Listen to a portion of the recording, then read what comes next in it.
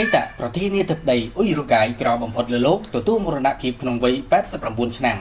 អតីតប្រធានាធិបតីអ៊ុយរូកាយលោក George Mujica ដែលមានរហស្សនាមថាប្រធានាធិបតីក្រៅបំផុតលើពិភពលោកបានទទួលមរណភាពក្នុងអាយុ89ឆ្នាំបន្ទាប់ពីព្យាបាលជំងឺមហារីកអស់រយៈពេល1ឆ្នាំជាងលោក Yamandu Aziz ជាប្រធានាធិបតីអ៊ុយរូកាយបច្ចុប្បន្នបានប្រកាសមរណភាពរបស់លោក George Mujica ក្នុងការបង្ហោះលើបណ្ដាញសង្គមកាលពីថ្ងៃអង្គារថាអតីតប្រធានាធិបតីរូបនេះបានធ្វើរោគវិនិច្ឆ័យមានជំងឺមហារីកបំពង់កចាប់តាំងពីឆ្នាំ2024មកម្ល៉េះយ៉ាងណាដំណឹងនៃការស្លាប់របស់លោក Mujica ត្រូវបានឆ្លើយតបដោយការគោរពពីបុគ្គលជុំវិញពិភពលោកដូចជាប្រធានាធិបតីមិចស៊ិកលោក Claudia Sheinbaum ប្រធានាធិបតី Chile លោក Gabriel Boric ព្រមទាំងប្រធានាធិបតីកូឡុំប៊ីលោក Gustavo Petro ដែលសុទ្ធតែសរសេរចែករំលែកទុកដ៏ក្រៀមក្រំមួយនេះចំពោះការបាត់បង់ដ៏ធំធេងមួយនេះលោក George Mujica គឺជាអតីតយុទ្ធជនទ័ពព្រៃដែលពេលនោះគេហៅលោកថា Pepeបានក្លាយជាប្រធានាធិបតីអ៊ុយរូកាយពីឆ្នាំ2010ដល់ឆ្នាំ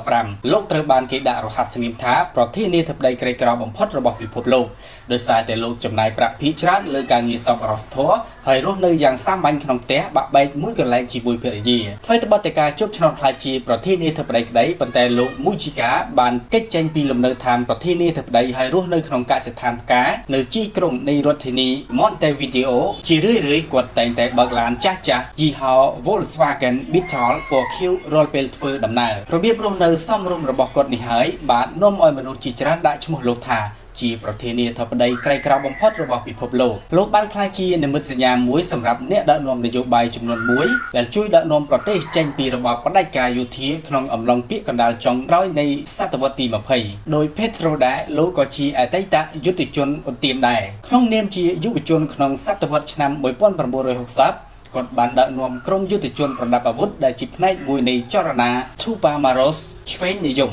លោកត្រូវបានចាប់ខ្លួនជាច្រើនដងនិងចំណាយពេលជិត1ទសវត្សរ៍នៅក្នុងការឃុំឃាំងតែម្នាក់ឯងនៅក្នុងគុកមួយដែលគាត់បានស៊ូទ្រាំនិងធ្វើទារុណកម្មការបង្ក្រាបរបស់រដ្ឋាភិបាលលើក្រុមអ្នកប្រយុទ្ធឆ្វេងនិយមបានជួយត្រួសត្រាយផ្លូវសម្រាប់រដ្ឋប្រហារនៅឆ្នាំ1973បន្តរបបផ្ដាច់ការយោធាដ៏ឃោរឃៅដែលបានប្រព្រឹត្តការរំលោភសិទ្ធិមនុស្សដូចជាការបំបត្តិខ្លួនដោយបង្ខំប៉ុន្តែនៅឆ្នាំ1985អ៊ុយរូកាយបានចាប់ផ្ដើមធ្វើការផ្លាស់ប្ដូរខ្លួនទៅកាន់លទ្ធិប្រជាធិបតេយ្យហើយលោក Mujica និងយុទ្ធជនឧទាមផ្សេងទៀតត្រូវបានដោះលែងក្រុមច្បាប់លើកលែងទោសពេលនោះគាត់បានចាប់ផ្ដើមក្លាយជាកម្លាំងនៅក្នុងនយោបាយរបស់អ៊ុយរូកាយដោយចូលរួមជាមួយគណៈបក Frente Amplio ឬ Broad Front ដែលជាសម្ព័ន្ធកណ្ដាលឆ្វេងជាមួយអតីតយុទ្ធជនផ្សេងទៀតបន្ទាប់ពីគាត់ជាប់ឆ្នោតជាប្រធានាធិបតីអាយុ74ឆ្នាំលោក Mujica បានប្រកាន់ជំហររីកចម្រើនលើសពីសេរីភាពស៊ីវិលនិងបញ្ហាសង្គមរួមទាំងការរំលត់កូននិងអាពាហ៍ពិពាហ៍ស្រឡាញ់ភេទដូចគ្នាហើយគាត់ថែមទាំងបានជំរុញឲ្យមានការធ្វើឲ្យស្របច្បាប់នៃកញ្ឆាផងដែរលោកក៏បានសង្កត់ធ្ងន់លើការអភិវឌ្ឍការអនុវត្តថាមពលបៃតងដោយដាក់ប្រទេសអ៊ុយរូកាយនៅជួរមុខក្នុងការដោះស្រាយវិបត្តិអាកាសធាតុយ៉ាងណាមិញបើទោះបីជាលោក Mujica បានចាក់ចែងពីតំណែងប្រធានាធិបតីលោកនៅតែជាបុគ្គលសាធារណៈដ៏លេចធ្លោមួយរូបនៅក្នុងដួងចិត្តប្រជាជនជាច្រើន